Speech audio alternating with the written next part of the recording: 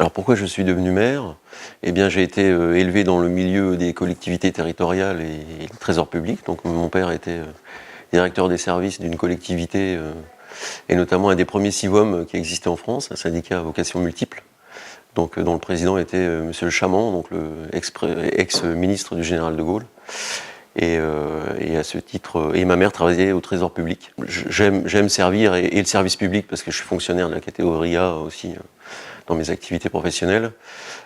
Et je crois que, en plus, ça fait appel à des compétences et des capacités très diverses. Voilà, il faut s'adapter en permanence et c'est ce qui me plaît aussi.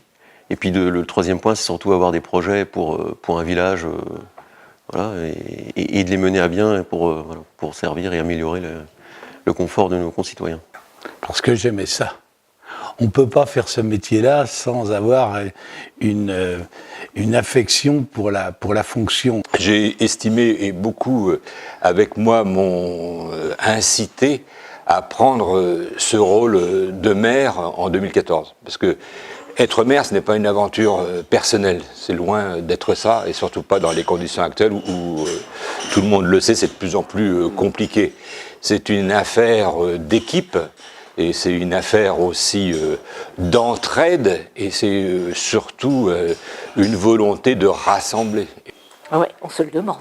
Pourquoi suis-je devenue maire? Eh bien, écoutez, je ne veux pas, en fait. C'est tout à fait... bon, c'est un accident de campagne, on va dire. Mais d'abord, quand même, j'étais candidate.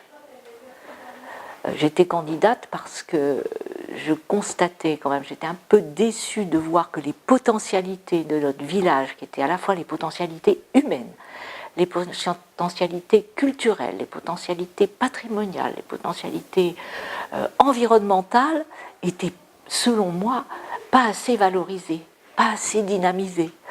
Donc, ben voilà, j'avais envie qu'on redynamise tout ça, que ça change un peu.